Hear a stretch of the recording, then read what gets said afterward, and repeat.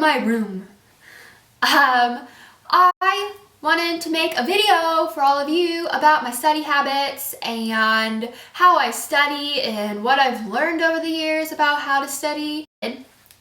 First things first, I'm gonna say this. I was the worst test taker ever. Probably not ever, but I have had to deal with very bad test anxiety, and I've been able to overcome it within the last year or so just because I have learned how to study now. And I definitely contribute that anxiety that I've had in the past to not knowing how to study.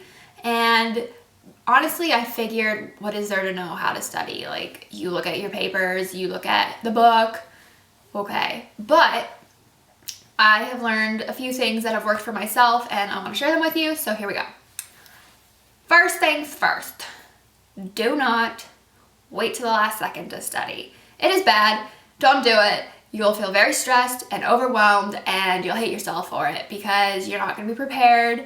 You might think that you're cramming it all in and you're like, I'm going to remember all this, but that is rarely the case. There are a few that can do that, but I honestly would recommend not doing that. I have learned to start studying at least a week out. That is not even like, when I say start studying, I just mean looking over your notes, rereading a chapter, or rereading something that you know that you're gonna have a hard time on when the test comes. Super easy things, even rewriting your notes. I've done that before. That actually helps a lot. So there's that. Do not procrastinate. Just don't do it. It is better for your health. just promise me that. So then the second thing is a study guide. So a lot of teachers don't. Well, I've had teachers that do give study guides and I have teachers that do not give a study guide. So if you're someone whose teacher does not give you a study guide, do not worry. You can make your own study guide. How to make your own study guide, it's super simple. Just take your class notes that you've had, and then also take the book and go through the class notes that you've had and try to pick out the main points, definitions that you've had a hard time remembering, or things that you remember that your teacher really emphasized, and put those into a study guide. And also, I would take the book and take things out of the, usually after each chapter there's like some sort of summary. I would look at that and definitely take out key points from there. And then also PowerPoint slides. Some teachers post them online for you, some don't, but then also that's another way to get a lot of good material for a study guide that you have to make yourself.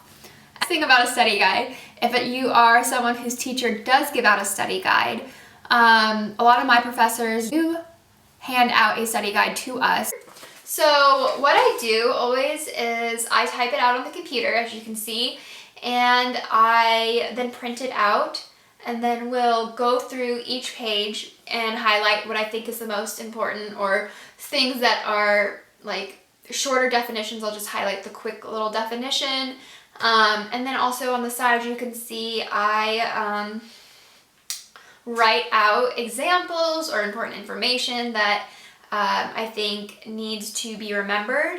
The examples really help writing it out because I will specifically remember that example and be able to think back to my study guide when taking the test. Third thing, okay, so after I've done all that with the study guide, I will then usually use, like, I'll take the study guide and teach it to someone. This sounds weird, but usually I'll use my parents. Sometimes I've used my boyfriend before, and even my cat, and I pretend like I'm a teacher and I talk to them about the different things on my study guide. And so I definitely try when I am studying not to just memorize things, but to actually comprehend it and like fully understand what I am learning so that I could explain it to someone. It's definitely has helped me a lot. So there's that.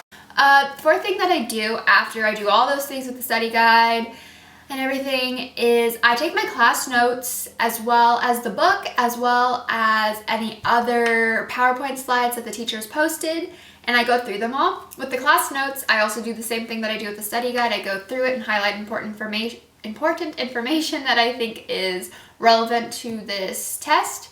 And then I go through the book as well just to refresh myself on certain chapters or certain topics that I have a hard time remembering. And then the same thing with the PowerPoint slides. I go through there because that is really what the teacher probably will pull from the most since it's their own work. So I kind of have all these different places that I go to, but I don't know, putting it all together really has helped a lot. Another important thing is if your teacher gives you a topic for an essay, make sure you have like bullet points and you know what you're gonna be like writing about in it.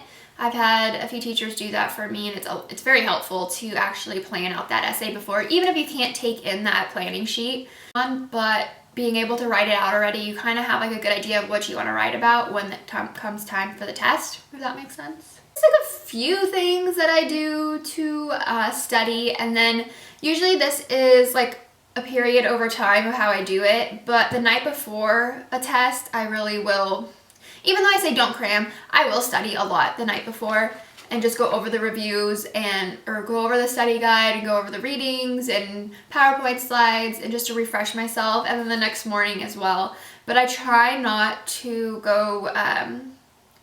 study too far into the night. I always, before a test, I always try to get to bed like around 10:30 just because I need a good night's sleep in order to function the next day. And then if anything, I'll get up early to study again and to review everything. So those are a few things. And then also a good breakfast. Do it, I promise. It'll help you. So yeah, hopefully something I've said in here will click with you and you will be able to do that for yourself and see yourself succeed on your next test. But it's really simple, honestly.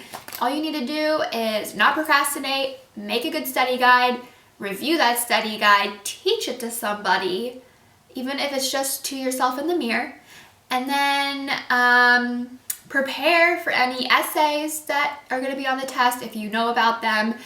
And yeah, and just eat a good breakfast and get a good night's sleep and you will be good to go. I promise. Well, it's not like magic or anything. You have to like try, but you know what I mean. But yeah, so hopefully this has helped you in some way. Thank you for watching. You can follow me on my blog, which is darlingrachel.com, or on my Instagram, which is just darlingrachel. And if you have any questions, you are more than welcome to ask and I will answer them. Have a good day, everybody. Thank you for watching. I will see you in my next